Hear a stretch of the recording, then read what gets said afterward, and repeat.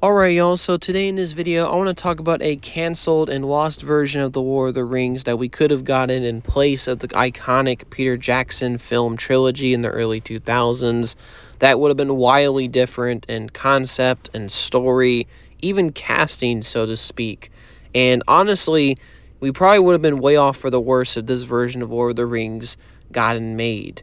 It could have possibly, doomed future adaptations of Tolkien's work. Of course, we're going to be talking about Miramax's canceled version of The War of the Rings, or aka Harvey Weinstein's version of War of the Rings. Now, to be honest here, he almost screwed up one of the perfect trilogies and films of all time, the War of the Rings trilogy. So, in this video, I want to talk about what Miramax's War of the Rings was, the background, the content it possibly could have had, why it was ultimately canceled, and the aftermath and why we got the trilogy that we got, and of course my overall thoughts on Wienstein, aka Miramax's version of War of the Rings. So, to start with the background, our story starts, of course, with Peter Jackson. Peter Jackson was a fan of Tolkien's work. He had written the books, or not written the books. He read the books growing up as a kid and became insanely inspired by them. And he also got the chance to see the 1978 Ralph Bakshi's War of the Rings, which basically kind of inspired Jackson in a lot of ways to do a adaptation for the big screen, a live-action version of the War of the Rings. And, basically he thought about doing it, and basically the possibility of it always floated around in his head. And it, honestly, like King Kong as well, became major inspirations for why he became a filmmaker. And he would eventually do his own kind of interesting set of films, very much horror-themed films. And our real story kind of starts in 1995 with a film that he was releasing called Heavenly Creatures. This was a film that he made. It was kind of also a fantasy film. But more importantly, he worked with a studio called Miramax to get it done and get it distributed on this film, Heavenly Creatures. And I don't know if it won an Oscar, but to kind of give you a background on Miramax, Miramax was a really popular studio that was founded by the Weinstein brothers. And obviously Harvey Weinstein is an infamous name today. He's a horrible man, disgusting guy. He did unspeakable things to women. I'll mention that probably in my aftermath. But at the time, he was the head of, like it was said, alongside his brother, was the head of Miramax. And this was a big studio in the 90s. They really had multiple films released with tons of Oscars being won. And they were kind of seen as the king of independent film. And Peter Jackson was working with them. He had done Heavenly Creatures for them. And basically, he had signed a first-look deal with them. Now, what is a first-look deal? Basically, the idea of a first-look deal is that, for example, Jackson, if he wanted to work on any other project, would have to present it to Miramax to see if they would want to do it. If they didn't want to do it, then Jackson could possibly then shop it around to other studios and then see if they can do it for him. And that was basically the idea. Basically, they would get first dibs on whatever project Jackson wanted to do next. And Jackson was working on various different ideas. He was thinking about doing a fantasy film and was kind of coming up with concepts with that. He was working with his wife, who was also a writer at the time. And he was also finishing up post-production on his 1996 film, The Frighteners, when the idea of doing a fantasy film kind of came about in Jackson's mind. And this would all kind of come to a head with War of the Rings. Now, also in 1996, Jackson was also trying to work with Universal to get a remake of the King Kong film off the ground. And King Kong was a pretty huge inspiration for Jackson as well. He had always wanted to do King Kong. And in 1996, he did a version of King Kong that was wildly different from the version that he did in 2005. Which I might make a video on. It really deserves a video in its entirety. But Jackson did a version of King Kong that was pretty different. He was working with his studio that he kind of co-owned, his visual effects studio, Weta Workshop. He was designing props, designing maquettes, designing early VFX, and had a story that was pretty different from the original King Kong. It was set in World War I, had different characters, different events, different dinosaurs, just way different from the 1930s King Kong. And he was ramping up to do this movie, and then Universal got cold feet and decided to cancel it on him. Now, why did Universal cancel the 1996 version of King Kong for Peter Jackson? Well, if Universal had officially greenlit this version, it would have came out in 1998, and they felt like there was way too many monster films coming out in 1998. At the time, Godzilla was coming out, Disney's Mighty Joe Young was coming out, and Universal just got cold feet. They're like, oh, we can't release too many monster films, there's way too much competition, we can't do this. And I also believe there was some budgetary and director concerns as well. But ultimately, to make a really long story short, the project was canceled. Jackson was really disheartened. He didn't have any other project, and he kind of came back to the idea that he thought of previously, which was doing a fantasy film. And he thought about interesting ways to do a fantasy film. Initially it was an idea to do an original fantasy film, but he always kept coming back to Tolkien's work. And the obvious idea kind of sprang into his head, basically, can I possibly do a version of The Lord of the Rings? Can I actually adapt this properly? And he eventually inquired Harvey Wienstein and Miramax about the possibility of doing a Lord of the Rings series of films, a bunch of films about the adaptations of Tolkien's work, an attempt to sort of do adaptations of all of his work. And he basically inquired Harvey Weinstein and Miramax about the rights to The Hobbit and The Lord of the Rings. And now, like I said, in the initial pitch, I believe that Jackson made the Miramax. The idea was that Jackson was going to do 3 films. Well, really 4. He wanted to do 1 film on The Hobbit, which, very interesting in hindsight because he would eventually do a trilogy later on. But the initial idea was he was going to do 1 film on The Hobbit, and he initially pitched Miramax to do a trilogy on the Lord of the Rings books. Miramax got really cold feet on that idea. Like I said, they were mainly a studio made for Oscar wins and independent films, and felt like they didn't have the budgetary abilities to do 3 films. But they did agree to do 2 films, to finance 2 films. So Jackson would then do The Lord of the Rings in 2 films and The Hobbit in 1. Weinstein had attempted to get the rights to The Hobbit, but the rights of The Hobbit proved a lot more difficult to get. Apparently, it was like a partial ownership between, I think, MGM and I think United Artists. I think Weinstein had attempted to buy the share of United Artists in an attempt to get the Hobbit rights, but that failed. And he was only able to secure the film rights to the Lord of the Rings books. So the plan changed. They're basically going to solely work on the Lord of the Rings in terms of adaptations. Weinstein and Miramax had bought the rights for a reported $20 million, and early pre-production had started on Jackson's Hobbit initially and Jackson's 2-film Lord of the Rings. He had commissioned concept art for these versions of the films and started early script work with his wife and alongside other writers on the version of The Lord of the Rings that initially, like I said, was supposed to be 2 films. And Jackson started to work on this and started to ramp up pre-production, and soon there was many worries about constraints and budgetary abilities. Miramax, despite agreeing basically allowing Jackson to do 2 films like they initially agreed, began to get cold feet, especially since, like I said, Miramax wasn't a huge studio like Warner Brothers.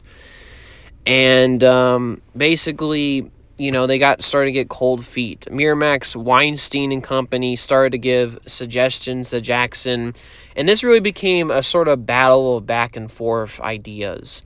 They would basically suggest things. Jackson would attempt to fight back to get something close to his vision, and would kind of go back and forth. But many of the executives and the Weinstein brothers suggested many ideas, and they eventually settled on the idea of just doing 1 Lord of the Rings film. They kind of copped down the idea of doing 2 films. They just wanted to do 1 film. Now, Jackson had basically said to them, okay, I can do 1 Lord of the Rings film, and then if you become successful, we can do the other half of the story, similar to how Ralph Bakshi did it. But Weinstein did not want that. Weinstein felt, well, I paid $20 million for all 3 books.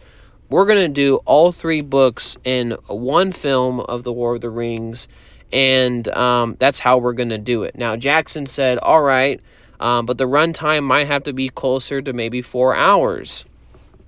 And then basically in response, Wienstein said, that's ridiculous. We can't release a 4-hour film.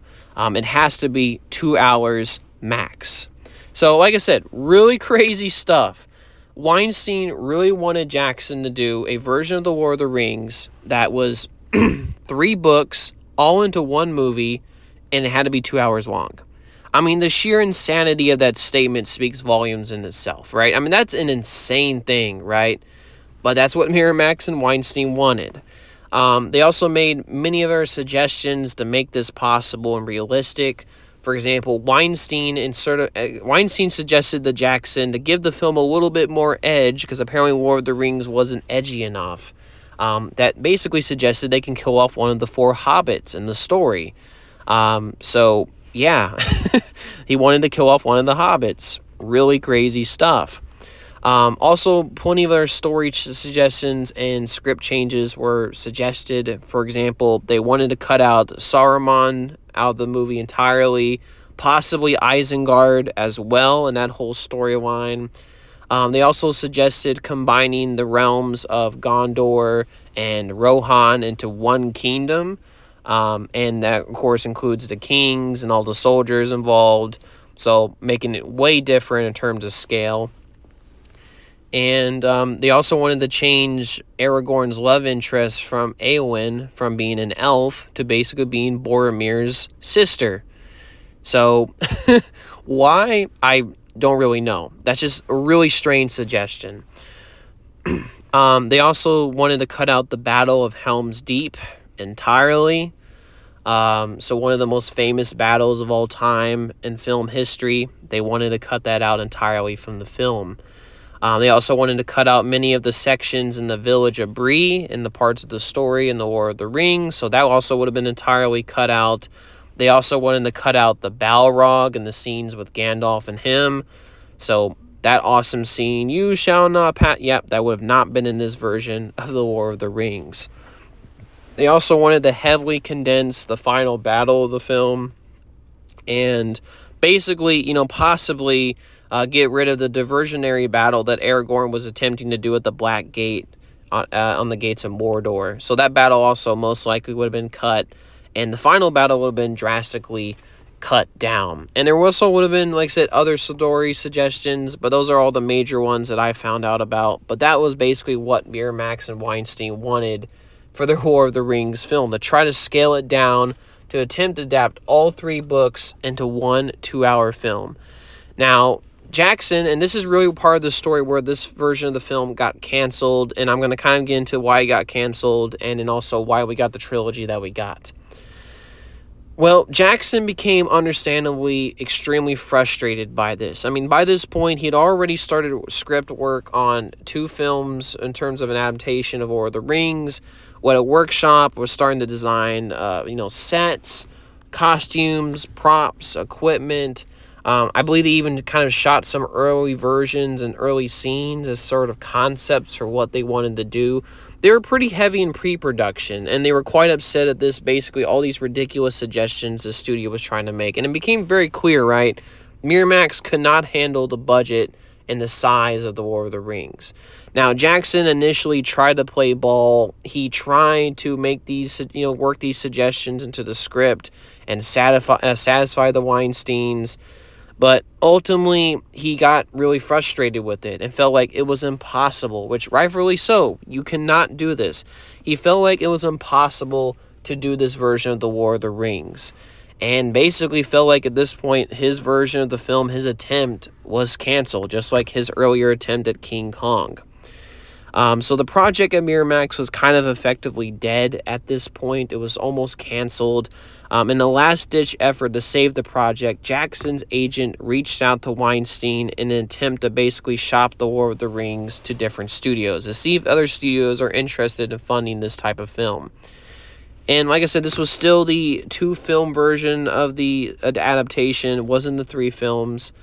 And Wienstein, I guess in kind of an effort to be nice to Jackson, possibly see his passion in it, but also Weinstein, is really known for being a bully in the film industry. I already mentioned that he did horrific things to women, but he also, like I said before, was a bully. He was a studio mogul. He really liked to mess with directors and interfere with visions, and really just liked to have his way. He felt like he was a genius. And kind of way to spite the film and sort of basically allow it to fail, because he felt like, he didn't want anyone else to make it, and also added all these stipulations. He only gave Jackson and team 4 weeks to shop the project around to potential studios. Now, this was purposely designed by Wienstein to basically have the film fail to be picked up by anyone, because in most scenarios, when you're kind of pitching it to different studios, they usually give you a time frame of about like 6 months around, roughly. And Jackson was only given 4 weeks to shop the War of the Rings around the potential studios. So way less time and much more on a crunch to see if they can get this shopped around and picked up. So already they were at a huge disadvantage. But, Jackson and team did their best and pitched it to various studios. As far as I know, they did pitch it to Warner Brothers, but they disagreed. They basically pitched it to all the major studios in Hollywood, and all of them had pretty much turned it down. And it was pretty much like in the last week of the 4-week span, and really the last appointment, which was New Line Cinema. Jackson had one last studio to attempt to shop this around and see if he can get it made. Now, Jackson was already kind of on good terms with the CEO, Robert Shea. I think before he made the pitch for the War of the Rings, Robert had basically mentioned to Jackson that, hey, if there's any other potential films, if this pitch fails, we're definitely welcome to work with you. So it was already kind of a good thing. And also I want to mention as well, Robert Shea was a fan of the War of the Rings and had read the books and apparently loved them since he was a kid. So that was also a really good sign. Now, Jackson, instead of a traditional pitch, what he would do when he was pitching this film to studios is he would do a 36 of sorts or 40-minute documentary. And this was basically a sort of proof of concept, if you will. They were going to show off all the pre-production work they have done so far for the film, showing off bits of dialogue from the script, showing off little scenes they've shot from it, and just really get a visual idea of what they wanted to do with it. And Jackson had did this for the other studios and eventually presented the documentary to basically the CEO of New Line Cinema alongside some other executives. And basically, they showed off the documentary. During it, the CEO, Robert, didn't say anything during it. It was a cold, silent viewing of the documentary. And this was very much implied. And Jackson also kind of came into this pitch kind of basically making the project sound like, oh, there's other studios that are interested. Maybe you should do this. And basically kind of rouse New Line Cinema to buy it, to make them want to get it more, just because the potential of like Warner Brothers or the competition getting it could maybe force them to get it. But regardless, they aired the documentary and it was silence. And this was kind of, like I said, really initially it was kind of sort of assumed that this was not a good thing, that they weren't interested, this will be way too expensive, yada yada. And then eventually, to break the silence, the CEO of New Line Cinema said something along the lines of, well, isn't it 3 books and you're trying to do 2 movies, right? Why not just do 3 movies instead? Do 3 movies to adapt the trilogy. He also says something along the lines of, why have moviegoers pay $18 if we can have them pay $27? Which basically is implying, why do 2 movies of 3 books if you can do 3 movies for 3 books? And this was like basically the golden green light. It was the big green light. This basically New Line Cinema actually then agreed to do the War of the Rings and fund it. But this time around, they would fund it as a trilogy of movies. Instead of 2 movies, they're going to do 3 movies. And he decided to take the big gamble with Jackson and team to do the War of the Rings. And the project was saved from development hell and cancellation. And that was really, of course, the final nail in the coffin for Miramax's version. And obviously then the birth of the new version from New Line Cinema and Co. Now, there was also some stipulations to this. For example, the studio that would pick up the project, Wienstein would have them pay about $20 million or more in fees to them, to Miramax and Wienstein and Company. And basically, to pay for all the fees and all the money that was already invested in pre-production by Miramax on the project. And I believe also 5% of the box office gross was given to Wienstein. And even if you look at the films today, Wienstein is still listed as an executive producer. So he was still, like I said before, a bully. He got his claws, his dirty little hands into the final films. But that was basically the birth of the Peter Jackson trilogy. After this, Peter Jackson and team would go into production for the films and, go crazy, start planning everything, start, casting people, eventually, start, working on the films. Eventually in 1999, they started shooting it, and it basically took about, I think, over a year for principal photography and eventually some reshoots over the next few years. But, and there was, like I said, a lot of challenges, of course, even with this version of War of the Rings.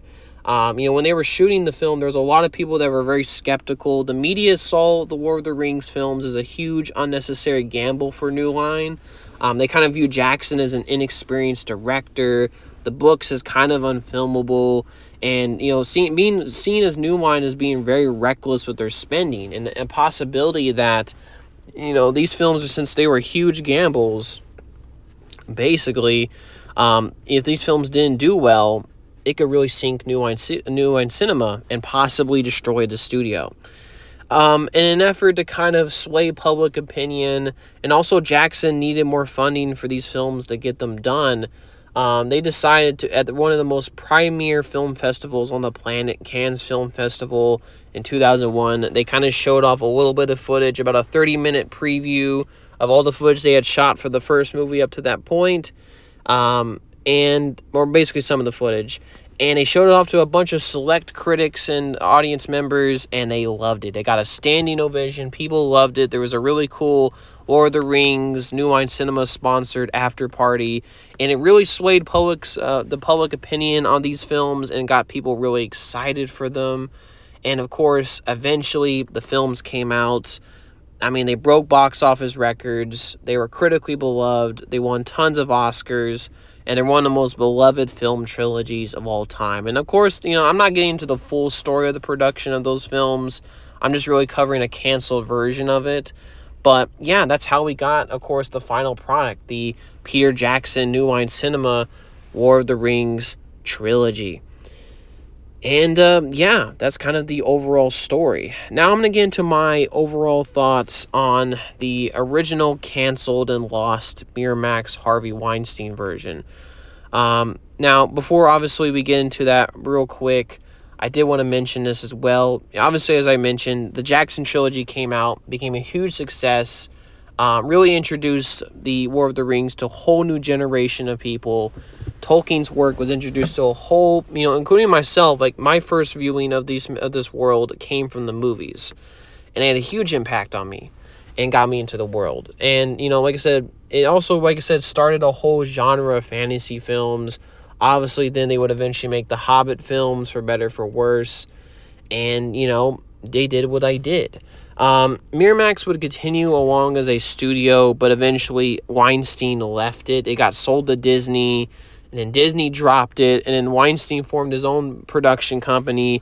And then eventually, like I mentioned before, Weinstein was known as a bully, as a mogul, and did really, really bad and uncomfortable things to so many other actresses and women. He eventually got charged and sentenced to, I think, almost 30 years in prison. And, honestly, good for him, man. I mean, disgusting person. I mean, some of the things he did, I'm not really going to say in this video, but that was obviously the aftermath. And as far as I know, I think Miramax is still a film studio that's alive and active today. I don't think they're as popular as they were, but they are still a thing. Now, finally, overall, for my thoughts on Harvey Weinstein, the Weinstein brothers, Miramax's version of The War of the Rings. What is my thoughts on this version of the movie that got canceled? Well, I'm going to be honest with you. I am very glad we didn't get this version of the films. It just really seemed that Weinstein and company did not understand War of the Rings, that they heavily wanted to condense it, that the only thing they cared about was saving money and not actually making a good version, a proper adaptation of The War of the Rings. And they just, like I said before, I think they just didn't really understand the material and really respect it as much as Jackson did. And to be honest, even as New Line Cinema did. They wanted to make these bizarre changes, like combining the realms of Gondor and Rohan together, cutting out the Helm's Deep battle, and just bizarre decisions like Awen being Boromir's daughter. I mean, what is that decision, bro? And cutting out Saruman, I mean, what? It's just like I said, really bizarre decisions, and also the unnecessary added suggestion and sort of a way to make the film more edgy. We must kill one of the hobbits. I mean, was that necessary? Not at all. So yeah, I'm really glad we didn't get this version of the movie. I think we were really saved from a potentially really bad version of it. I mean, I know people complain about the Ralph Bakshi War of the Rings a lot online, but I feel like if this version got made, it would have been even worse than Ralph Bakshi's version. Even with the little odd animation and stuff in that movie, this film would have been potentially even worse. And I honestly think if it came out, like, I don't think we would have ever gotten, like, a serious War of the Rings adaptation, at least for a really long time, if not ever. So I'm really glad this version of the movie didn't happen. And, I'm really glad that Jackson eventually got very lucky, because there was many obstacles. And I think in a lot of ways, Wienstein was really trying to sabotage this project. But it was very lucky that New Line Cinema picked it up and eventually took the massive gamble of doing these films. And obviously, it paid off. So yeah, that was kind of my thoughts on the canceled Miramax Harvey Weinstein version of The War of the Rings, a film that could have drastically changed the fate of Middle-earth in terms of the public perception forever. And honestly, a version of The War of the Rings I'm glad that never happened. So yeah, that's my thoughts on this canceled movie. Thank you all if y'all decide to stick around and listen to the entire thing. Hopefully you all have a good day and peace, y'all.